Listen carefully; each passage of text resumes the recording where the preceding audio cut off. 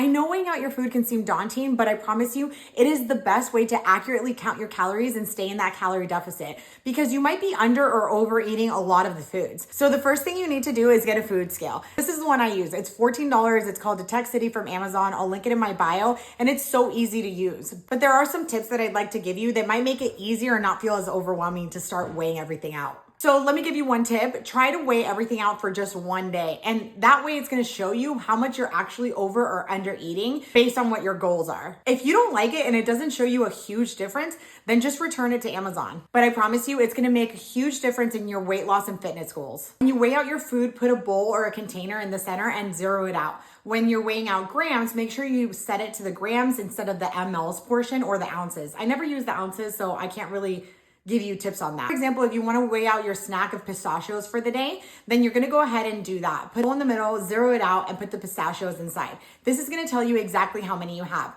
Now, not all the portion sizes are on the bags, or maybe you threw the bag away. So what you want to do is you want to use an app like this that shows you the portion sizes and the calorie counts. One of my absolute favorite tips is measuring out your peanut butter or your jellies. What you do is you put the container on the scale and then you zero it out. After that, you're gonna start scooping out whatever grams that you wanna use. Usually that is on the bottle itself. Let's say you wanted 20 grams of this jelly. All you have to do is keep scooping until it says 20 grams on the scale because it's gonna calculate how much you've taken out versus how much you're putting on the scale. Also, when it comes to your proteins and your collagens or any powders, I really do suggest weighing them out because even today I was trying to weigh out my collagen and it was at 16 grams versus 20. So just a few grams, if you keep doing it throughout the day, does make a difference in your calorie count and your protein goals. So when you weigh out your meats, you be consistent when you log your food, if it's either raw or cooked, because there is gonna be a calorie difference because they're gonna weigh differently once they're cooked. So what I like to do is I portion out all my raw chicken